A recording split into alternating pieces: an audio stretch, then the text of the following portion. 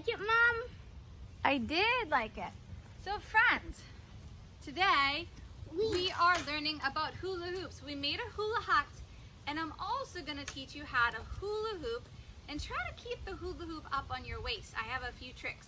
Can you come to my side, Gavin and Isla? So Gavin and Isla, my kids, are always here to help. Isla, come on into the camera. Move a little bit because I'm going to show a little demonstration. So I like to show you how to put 1 foot in front and 1 foot behind. Yeah. 1 foot in front. Can you guys do that? Isla, 1 foot in front, 1 foot behind. I did it, and then I did the hula. And then put the hula hoop on your back, against your back like this.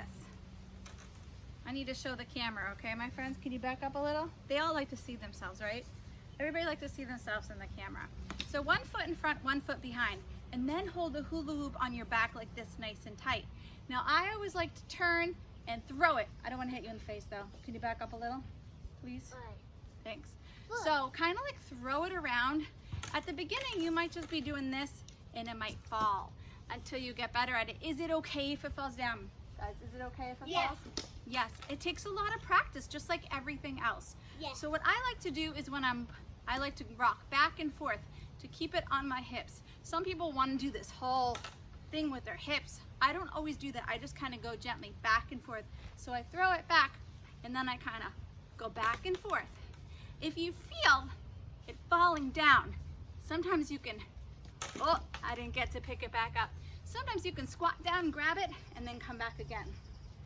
Try to give each other space. That's the important part. I did the whole thing with my hips. That actually I need to do this foot forward. See, you're not an expert. It takes a lot of practice. Sometimes it's hard to talk and hula. So you might just want to focus. Put your arms up. Focus on what you're doing. And just go slow and steady. Get a rhythm. Rhythm, rhythm, rhythm. And keep going, going, going. Try to keep it up. Is it okay if it falls down? Yeah. Yeah. Try a different foot Hey, forward. look! Hey. I did that for a I had long my right time. foot forward and it slipped pretty easily. So I had to switch and put my left foot forward, and I feel more comfortable. I like to keep my hands out of the way. I've seen kids that can kind of keep their hands down a little bit. I have to keep them up. Why? I don't know, they kind of get in the way. They knock everything down. So like I said, okay, so 1 foot forward, 1 foot back.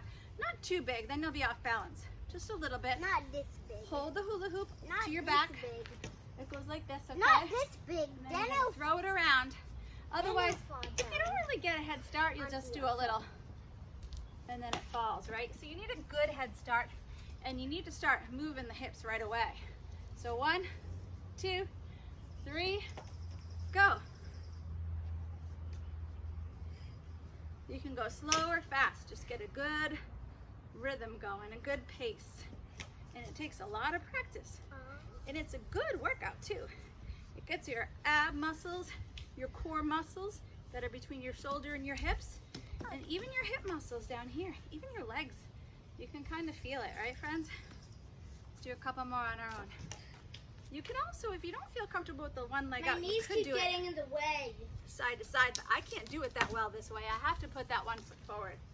I actually learned from a YouTube video too on how to hula hoop. And sometimes you just don't get it. I think I do better when I don't talk. Let me try it.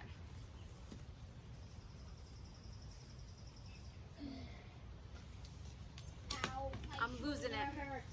Yeah. All right, great job, my friends. When we get back to school, hula hooping will be a great way to Yes. social distance, It will. get a great workout, and have fun. And have fun. All right, have a great day. Isla, can you say goodbye?